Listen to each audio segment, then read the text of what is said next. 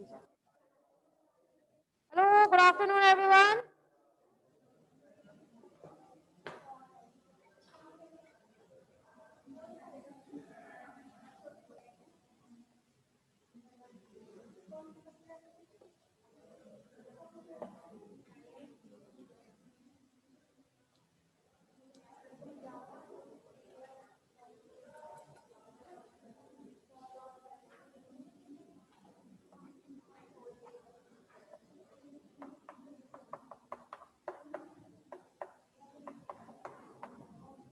हाँ भाई, first year आप लोगों के में कल जो टॉपिक खत्म हुआ था that is the ER endoplasmic reticulum. ठीक है, ये टॉपिक आप लोगों को पहले भी सर ने कराया था ना, ठीक है, इसीलिए उसको बहुत जल्दी फिनिश कर दिया है। आज से नया टॉपिक स्टार्ट होगा दैट इज द राइबोसोम।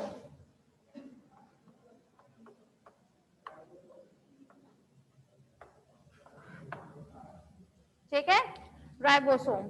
तो क्लास जब हम लोग क्लास बात करें राइबोसोम के बारे में, ठीक है, तो राइबोसोम को हम बोलते हैं protein factory.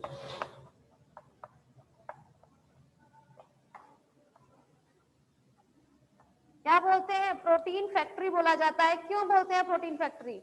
Just because ribosome जो है वो किसमें मदद करते हैं? प्रोटीन संश्लेषण में, ठीक है ना, प्रोटीन संश्लेषण में मदद करने की वजह से ही उसे हम बोलते हैं प्रोटीन फैक्ट्री, या हम इसे एक नाम से और मतलब इसे हम बोलते हैं कोशिका इंजन।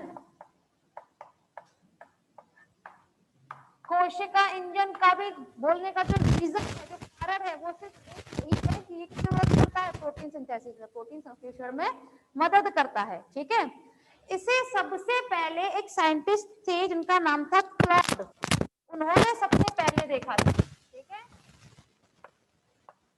क्लॉड नाम के एक साइंटिस्ट थे, उन्होंने सबसे पहले देखा था एक कोशिका में, और उन्होंने इसे क्या नाम दिया था? माइक्रोसोम। माइक्रोसोम दिया था। एक्चुअली उन्होंने जब देखा था तो उन्हें ये कोशिका के अंदर बहुत संघनित संरचनाएं दिखाई दी थी। संघनित समझते हैं आप लोग? जो चीज बहुत ज्यादा पास पास हो, एकदम घुसे घुसे, बहुत ज्यादा संघन में, ठीक है ना, सघन उसमें हो जब कंडीशन में, ठीक है, तो ऐसी कंडीशन में जब क्लॉड ने देखा तो उन्हें क्या नाम दिया था? माइक्रोसोम। माइक्रोसोम का मतलब क्या होता है? माइक्रो मतलब सूक्ष्म, ठीक, सोम मतलब होता है काय यानी कि बॉडी। उन्होंने ऐसी संरचना देखी जो कैसी थी? बहुत छोटी संरचना थी। ठीक है, जब हम लोग क्लास बात करते हैं राइबोसोम के बारे में भी स्पेशल बात बता रहे हैं, इसका फिर अपना टॉपिक स्टार्ट करेंगे। राइबोसोम जो है ये सभी कोशिकांगों में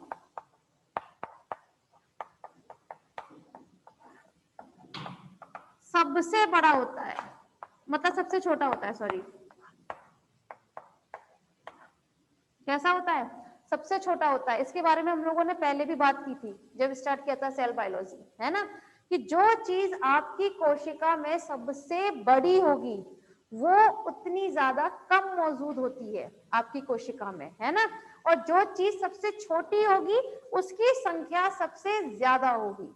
ये समझाया था पहले, जिसका एग्जाम्पल मैंने ये लेकर बताया था कि सपोज कीजिए ये आपका कोई कोशिका वो है, सेल है, कोशिका, ठीक है, अगर मैं इसमें बड़ी बड़ी चौक इसमें डाल देती हूँ तो कितने से भर जाएगा? खींच तान के 12 से 15 में पूरा भर जाएगा, है ना। लेकिन अगर मैं इन चौक का साइज बहुत छोटा कर दूं लाइक दिस, ठीक, तो इस डिब्बे को भरने के लिए कम से कम 30 से 40 चौक चाहिए होंगी, छोटी छोटी छोटी छोटी, है ना। तो कहने की बात यह है जो चीज जितनी ज्यादा छोटी होती है किसी चीज में उसका नंबर उतना ही ज्यादा होता है। ठीक है, तो इसीलिए राइबोसोम जो है वो सबसे छोटा सेल ऑर्गेनेल है, सबसे छोटा कोशिकांग है। जब ये सबसे छोटा कोशिकांग है इट मींस ये नंबर में सबसे ज्यादा होगा किसी कोशिका के अंदर। ठीक है, समझ में आया ज्यादा क्यों होगा ये? क्योंकि ये सबसे छोटा कोशिकांग है, पहली बात। इसमें एक और खास बात रहती है, ये इकलौता ऐसा कोशिकांग है जो झिल्ली रहित होता है, इस पर झिल्ली नहीं मौजूद होती, मेम्ब्रेन लेस होता है ये, इस पर कोई भी मेम्ब्रेन प्रेजेंट नहीं होती। जबकि कल एंडोप्लाज्मिक रेटिकुलम में ये बताया गया था कि एंडोप्लाज्मिक रेटिकुलम मतलब अंतःप्रज्ञवी जालिका, वो डबल मेम्ब्रेनस होती है, दोहरी झिल्ली युक्त होती है ना, जबकि राइबोसोम कैसा है, झिल्ली रहित है। ठीक, बात करें अपना, चलिए क्लॉड ने सबसे पहले जब राइबोसोम को देखा था तब उन्हें क्या नाम दिया था, आपके माइक्रोसोम। ठीक है, वहीं एक साइंटिस्ट थे जिनका नाम था रॉबिन्सन एंड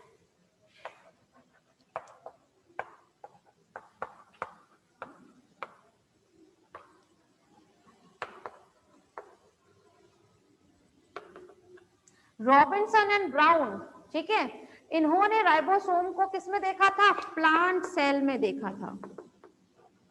ठीक है, प्लांट सेल से हमारा दूर दूर तक नहीं है कनेक्शन भाई, लेकिन सबसे बताना पड़ेगा कि प्लांट सेल में सबसे पहले राइबोसोम को किसने देखा था, रॉबिन्सन एंड ब्राउन नाम के साइंटिस्ट ने। वहीं पैलेट नाम के साइंटिस्ट थे। ठीक है, पैलेट नाम के साइंटिस्ट थे, उन्होंने सबसे पहले एनिमल सेल में देखा था। ठीक है, और उसको राइबोसोम का नाम दिया था। और इसीलिए पैलेट ने जब इन्हें एनिमल सेल में देखा था, जंतु कोशिका में देखा था, इसीलिए हम राइबोसोम को पैलेट कण के नाम से भी जानते हैं। इसे याद रखिएगा, कभी कभी एक नंबर में आ जाता है पैलेट कण क्या है, ऑप्शंस होंगे जैसे गोल्जी एपरेटस, ER, आपका राइबोसोम एंड माइटोकॉन्ड्रिया। ठीक है, तो आपको याद आना चाहिए पैलेट कण मतलब राइबोसोम है। ठीक है, चलिए अब हम लोग बात कर लेते हैं आपकी मॉर्फोलॉजी के बारे में, मतलब आकार की है।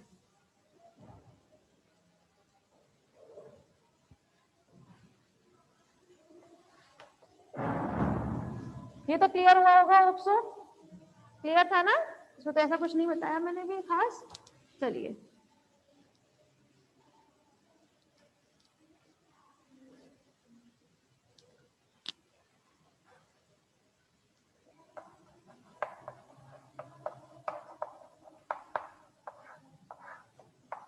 आकारिकी के बारे में बात की जाए तो राइबोसोम जो है वो हमेशा चपटे रहते हैं, गोल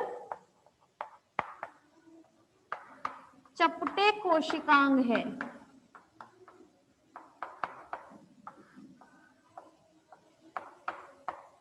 ठीक है, वहीं अगर हम इनकी प्राप्ति स्थान के बारे में बात करें, प्राप्ति स्थान मतलब ये कहां पर पाए जाते हैं राइबोसोम, तो राइबोसोम आपके प्रोकैरियोटिक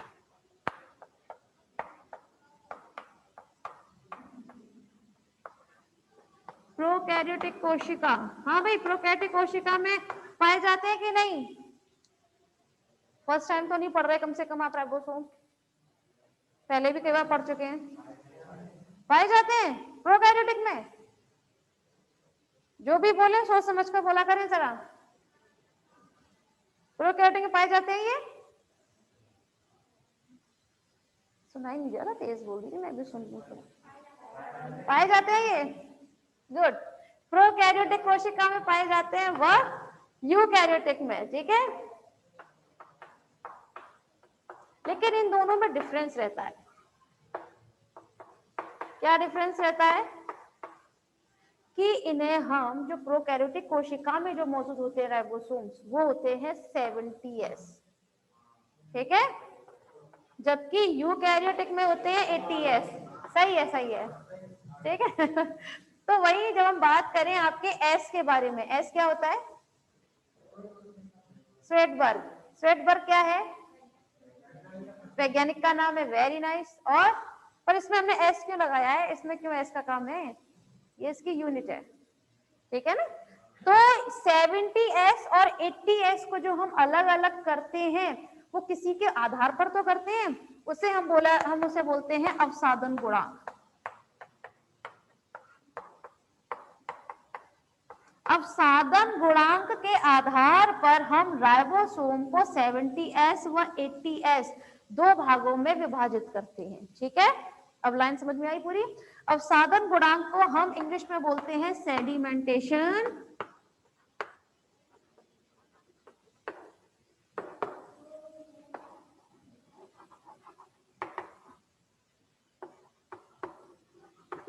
कोफिशिएंट, ठीक है ना, सेडिमेंटेशन कोफिशिएंट बोला जाता है, मतलब अवसादन गुणांक, ठीक है। और इन्हीं अवसादन गुणांक के आधार पर ही स्वेडबर्ग ने इनको 70s और 80s में डिफरेंशिएट किया था, ठीक है। ये बात रही किसकी, प्राप्ति स्थान की, कि प्रोकैरियोट यूकैरियोट दोनों में पाया जाता है, लेकिन कोशिकाओं में तो मौजूद है ये, लेकिन कि किसी किसी कोशिकांगों में भी पाया जाता है। जैसे कोशिकांग होते हैं ना, फॉर एग्जाम्पल हम माइटोकॉन्ड्रिया की बात करें तो माइटोकॉन्ड्रिया में अपने राइबोसोम्स मौजूद होते हैं, ठीक है, क्योंकि उसमें अपना प्रोटीन बनता है इसलिए, ठीक है। जहां जहां प्रोटीन बनेगा वहां वहां आपका राइबोसोम्स उपस्थित होगा, ठीक है। चलिए,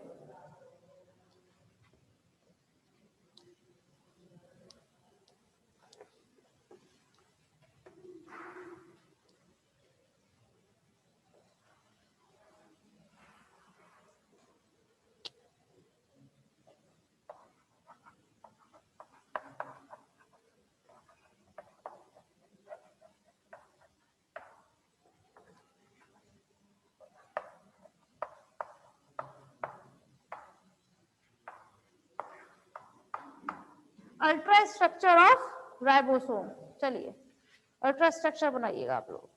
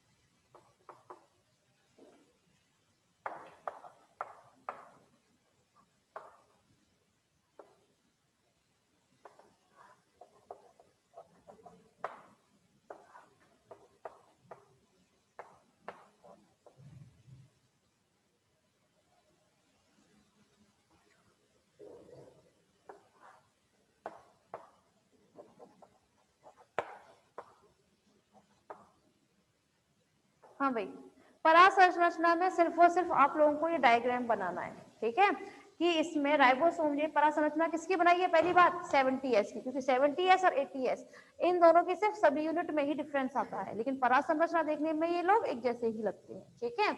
जब हम लोग बात करें तो आपका राइबोसोम 2 सब यूनिट में विभाजित होता है, ठीक है। यहाँ हम बात कर रहे हैं 70s के बारे में, ठीक है। तो 2 सब यूनिट को हम हिंदी में बोलते हैं उप इकाई, ठीक है। तो 70s 2 उप इकाइयों में विभाजित होता है, जिसे हम बोलते हैं छोटी उप इकाई व बड़ी उप इकाई, ठीक है। जब हम लोग क्लास बात करते हैं आपके 70s के बारे में, ठीक है, तो ये है आपकी छोटी उप इकाई, और ये छोटी उप इकाई किससे मिलकर बनी होती है, 30s सब यूनिट बोलते हैं इसे हम, ठीक है। ये बड़ी उप इकाई जो होती है, ठीक है, ये इसे हम क्या बोलते हैं, आपकी 50s, ठीक है, क्लियर। ये जो आपका राइबोसोम होता है 2 चीजों से मिलकर बना होता है, rRNA एंड पॉलीपेप्टाइड। पॉलीपेप्टाइड मतलब आपके प्रोटीन, ठीक है। आप लोग ये तो जानते होंगे ना, पॉलीपेप्टाइड कब बनते हैं, जब आपके एमिनो एसिड, ठीक है, अमीनो एसिड इकट्ठे होते हैं। जैसे हम लोग जूलॉजी की भाषा में बोलते हैं तो क्या बोलते हैं, छोटी छोटी कोशिकाओं से मिलकर बना होता है ऊतक, ठीक। छोटे छोटे ऊतक मिलकर क्या बनाते हैं, आपके अंग, अंग मिलकर बनाते हैं अंग तंत्र, यही बात करते हैं। सिमिलरली इसी तरह से क्या होगा, आपकी अमीनो एसिड, जब ढेर सारी अमीनो एसिड मिलती हैं तब बनाएंगी पॉलीपेप्टाइड, फिर ये पॉलीपेप्टाइड चेन बनती है और पॉलीपेप्टाइड चेन को ही हम प्रोटीन कहते हैं। ठीक है, तो जिस तरह से हम ये बोलते हैं ना कोशिका, फिर ऊतक, फिर अंग तंत्र, सिमिलरली पहले अमीनो एसिड, उसके बाद फिर polypeptide chain and then protein. ठीक है, तो इसीलिए मैंने एक ही बात लिख दी है, पॉलीपेप्टाइड कहें चाहे आप प्रोटीन, बात एक ही है। ठीक है, इसीलिए कहा जाता है कि आपकी ये जो राइबोसोम होती है किससे मिलकर बना होता है, आरआरएनए, मतलब राइबोसोमल आरएनए। ठीक, वही एंड प्रोटीन से। ठीक है, समझ में आया केमिकल कॉम्पोजिशन में इसमें। चलिए आगे हम लोग बात कर लेते हैं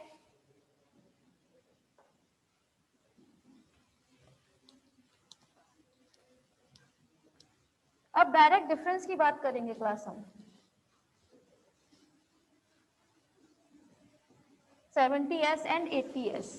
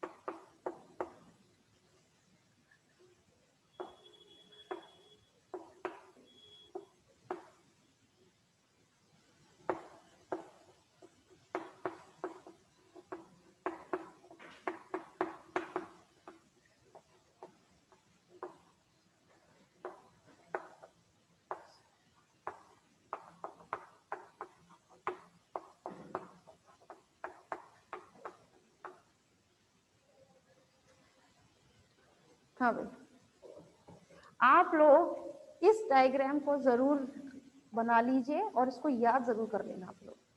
ठीक है, यहाँ पर आप लोगों को एक ही नजर में दोनों बता दिए गए 70S एंड 80S। ठीक है, जब हम लोग क्लास बात करते हैं 70S के बारे में, ठीक है, बना लीजिएगा आप लोग, टाइम दे दूंगी मैं।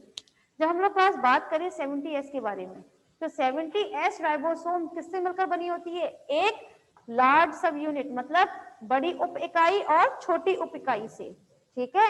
ये दोनों, इन दोनों को अगर हम अलग करते हैं तो ये रही आपकी बड़ी उप इकाई और ये छोटी उप इकाई, जिसे हम बोलते हैं 50S एंड 30S, ठीक है। जब क्लास हम लोग बात करें आपकी 70S के बारे में, तो 70S जो राइबोसोम है उसका जो मॉलिक्यूलर वेट होता है, आणविक भार जो होगा वो कितना होता है? 2.8 इंटू 10⁶ डाल्टन, ठीक है। कितना होगा? 2.8 इंटू 10⁶, या फिर 2.8 इंटू आप मिलियन कीजिए डायरेक्ट, ठीक है, 2.8 मिलियन डाल्टन, ठीक, बात एक ही है। वहीं जब हम लोग इसको डिफरेंशिएट करते हैं छोटी और बड़ी उप इकाई में, तो कौन कौन से पार्ट्स बनते हैं इसमें? 50S एंड 30S, ठीक है। जब हम क्लास बात करें 50S राइबोसोम के बारे में, तो 50S राइबोसोम का आणविक भार कितना होगा?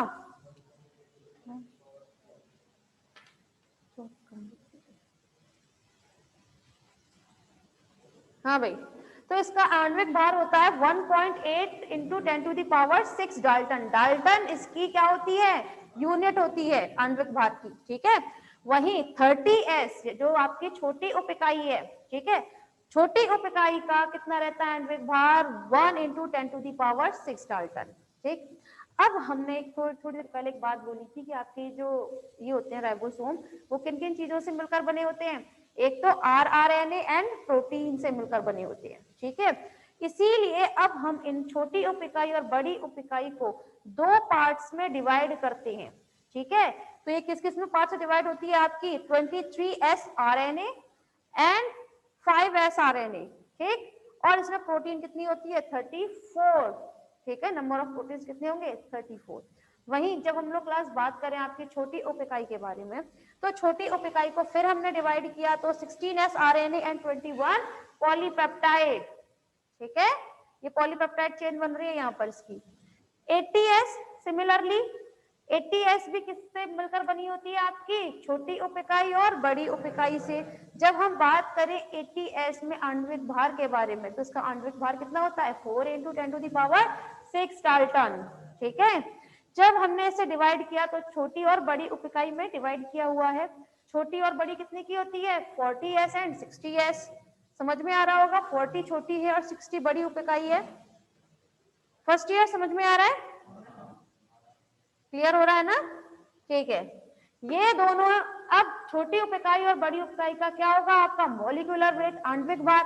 बड़ी उप इकाई का होता है 2.7 इंटू 10⁶ डाल्टन, जबकि छोटी उप इकाई का होता है 1.3 इंटू 10⁶ डाल्टन। आप लोगों को सिर्फ और सिर्फ याद जो करना है वो इसके आप आणविक भार याद कर लीजिए, सफिशियंट, ठीक है। अब हम क्या करते हैं, आपके छोटी उप इकाई और बड़ी उप इकाई को फिर से हमने डिवाइड किया आरएनए एंड प्रोटीन में, ठीक। तो ये आपकी बड़ी उप इकाई 60S किसमें डिवाइड होती है? 20S RNA and 5.S RNA and 5 RNA में, ठीक। और इसमें जो आपकी प्रोटीन होती है वो कितनी होगी? 40, ठीक है, 40 पॉलीपेप्टाइड, ठीक। वहीं जब हम लोग क्लास बात करें आपकी छोटी उप इकाई के बारे में, तो इसमें कितने आरएनए हैं? 18S RNA एंड 30 पॉलीपेप्टाइड, ठीक है। आप इसे या तो इसी फॉर्म में याद कर लीजिएगा या फिर इसकी टेबुलर फॉर्म आपकी बुक्स में भी दी हुई होगी, ठीक है। चाहे आप इसको टेबुलर फॉर्म में बनाएं चाहे इस फॉर्म में, लेकिन आपको बनाकर जरूर आना है अगर एग्जाम में आता है तो, ठीक है। आपका यही चीज देखकर ही वो फुल मार्क्स देगा आपको इसमें, बाकी थ्योरी में नहीं मिलेंगे आपको, इन्हीं तरह की चीजों में ही मिलते हैं मार्क्स, ठीक है। जो थोड़ी कॉम्प्लिकेटेड होती है इससे पता चलता है हाँ स्टूडेंट ने थोड़ी मेहनत की है। बस हाँ, अपने मन से सोच समझ के नंबर मत लिख कर आना, याद करना है इनको, ठीक है ना। चलिए आगे अब हम लोग बात करते हैं इसमें पॉलीमॉर्फिज्म के बारे में, मतलब इसे हिंदी में बोलते हैं हम बहुस्वरूपता। होप सो बनाया इसको, बहुस्वरूपता क्या? हाँ भाई फर्स्ट ईयर, किसी ने कुछ बोला था क्या? क्या? अच्छा ठीक है, तो एक काम करें, जिसका नहीं बनाए वो इसका वो ले लीजिए, फोटो क्लिक कर लीजिए, बनाते रहना तसल्ली से घर पर, ठीक है।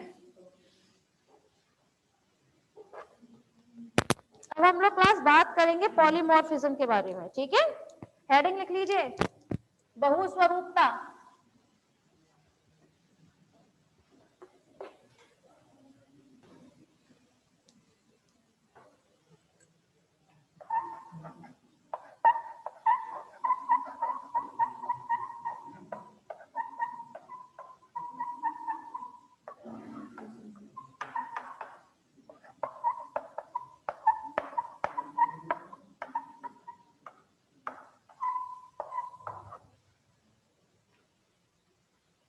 देखिए क्लास, पॉलीमॉर्फिज्म का मतलब क्या होता है।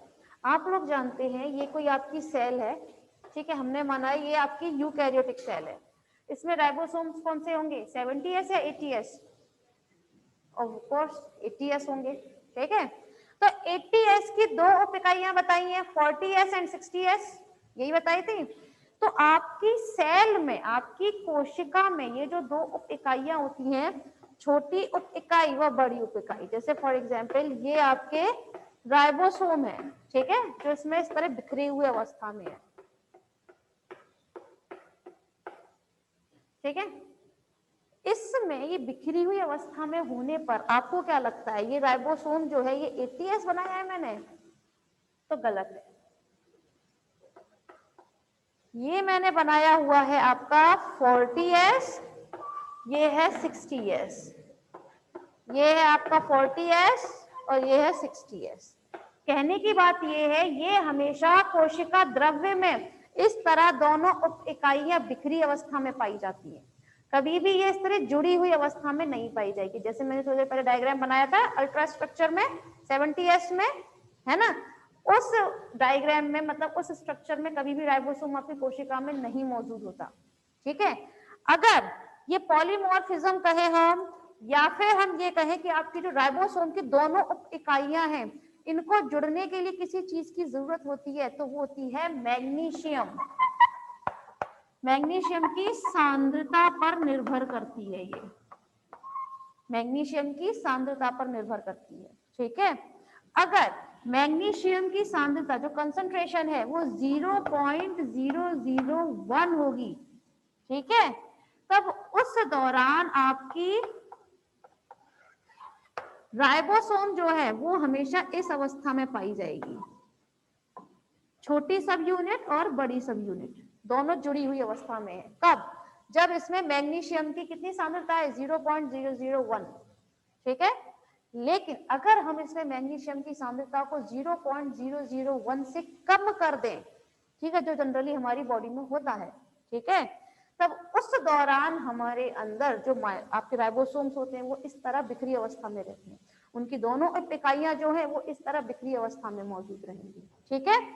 इस वक्त सपोज कीजिए इसमें बिखरी हुई अवस्था में है, ठीक, कब है, इसका मैग्नीशियम में सांद्रता कितनी है, 0.001 से कम है, हमने इस वक्त तब कर दी इसकी क्या, 0.001, ठीक, तब ये बन जाएगा कुछ इस तरह से, ठीक है। उस वक्त इसकी दोनों उप इकाइयां जो होंगी वो जुड़ जाती हैं। समझ में आया कि कब आपकी ये दोनों उप इकाइयां जुड़ेंगी, 80s में, छोटी उप इकाई और बड़ी उप इकाई। समझ में आया? किस पर निर्भर करता है इन दोनों उप इकाइयों का जुड़ना, तो वो है मैग्नीशियम की सांद्रता पर निर्भर करता है, ठीक है। चलिए इसे आप लोग एक डायग्राम से समझिएगा।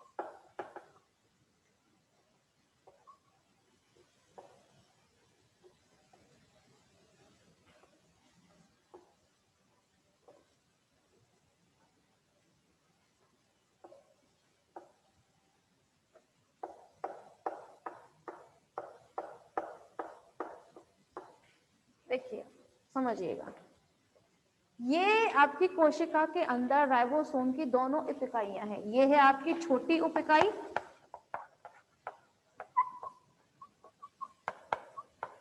और ये है आपकी बड़ी उप इकाई। हाँ, टाइम हो गया। अच्छा क्लास, तो आप लोग जरा पहले रीजन कीजिए प्लीज।